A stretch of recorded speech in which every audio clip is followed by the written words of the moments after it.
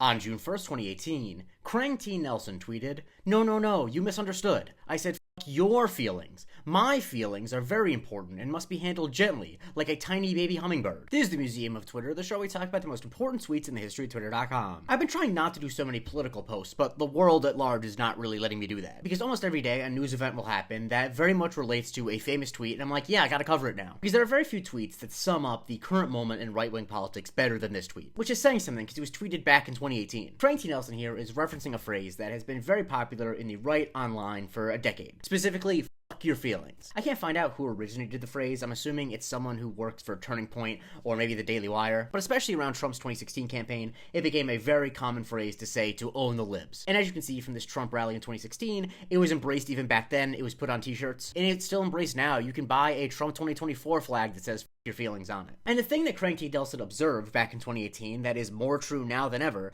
is that they say that, but then they want their feelings respected more than anyone else's. Both politicians and trolls online alike will say the most vicious shit about other people, and then the moment that anyone says something even mildly insulting towards them, they clutch their pearls and say, "Oh my god, how could you ever?" This, of course, is a common dynamic in fascism. The contradiction between not caring about other people's feelings, but your feelings being worth protecting with violence is like kind of the whole deal. And the specific thing that made me want to do it this week is this interview that Elon Musk did with Fox News, where he complained about Tim Walz celebrating Tesla stock going down. Specifically, he said, you have Tim Walz, who is a huge jerk, running on stage with a Tesla stock price.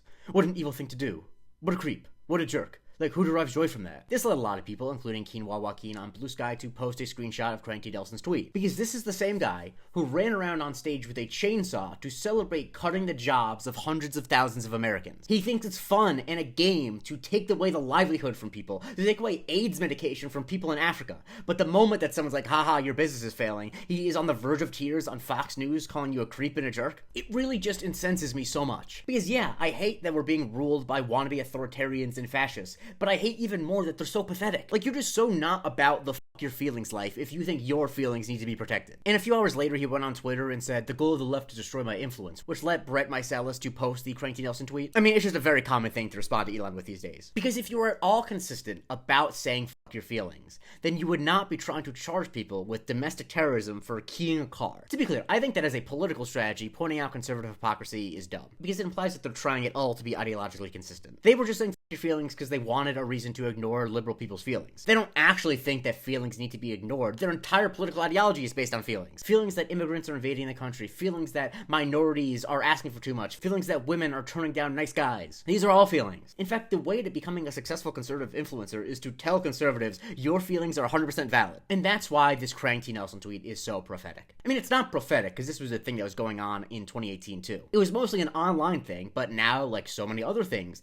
that used to just be in the worst corners of the internet, it's leading the free world. Some other examples are when Nancy Mace complained that people were making fun of her appearance after she made it her entire ideology to harass trans people. When Tony Hinchcliffe got a lot of pushback for, calling Puerto Rico a pile of garbage, he was complaining that people have no sense of humor, yada yada yada. Even though, once again, his whole vibe is that he can say whatever he wants because feelings don't matter. A lot of people, including Vivek Ramaswamy, said it about the "they're weird" thing from the 2024 campaign. In fact, led Krang T. Nelson to post a screenshot of his own tweet since his tweets got deleted in the interim. Just recently, when Jasmine Crockett called Governor Abbott of Texas Hot Wheels because he's in a wheelchair, the NRCC made a huge deal about it. A lot of people made a huge deal of it. And Head in the Office posted the Krang T. Nelson screenshot. And related to a tweet that I covered a few weeks ago when someone made a joke referencing J.D. Vance being traded for drugs, Josiah Lippincott posted, "Liberals are sick, evil people. Never forget this." And Lilith Lovett then responded with the Krang T. Nelson tweet. It's just really maddening. I could go through examples all night, and I really don't want to because I get more and more frustrated every time I look at another. And it honestly does make me feel some despair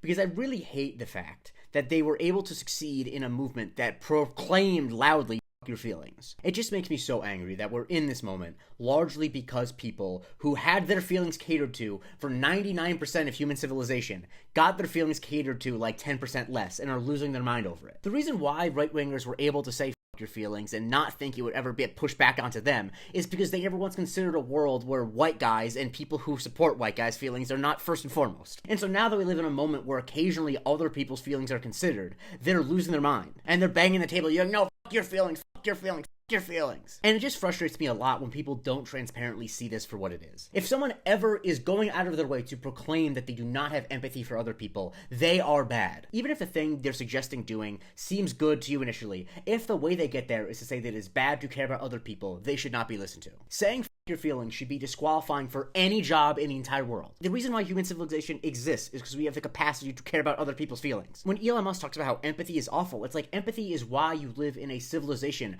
why you live in a place where everyone's not trying to kill each other all the time. And the fact that they want their feelings to be cared about like a tiny baby hummingbird reveals that they know that on some level they need other people to care about them in order to be safe. They only want that part of the social contract. They only want the part of the social contract that keeps them safe. They don't want to enforce it for other people. But of course it's a contract. You can't just do one or the other. And so I don't know. I'm a little bit despondent. I'm recording this one late. It's gone far afield. I'm sure someone's gonna be mad that this turned into a political rant and not just me talking about the tweet, but the tweet is such a rich text and is so important these days. And it's just one of many tweets that I wish would get less relevant over time and not more relevant over time. Follow me for a new tweet every day. Consider supporting my Patreon, patreon.com/Museum of Twitter, where you get access to my Discord, where you can vote when I cover on Subscriber Sundays, and you get the weekly Museum of Not Twitter. And before you think about commenting that I should be less political, understand that in my mind this is basically 1934 Germany, and so I'm not going to not share my feelings about it, because in 10 years I won't be able to live with myself. So I'm like, I'm sure glad I kept politics out of that TikTok series I did.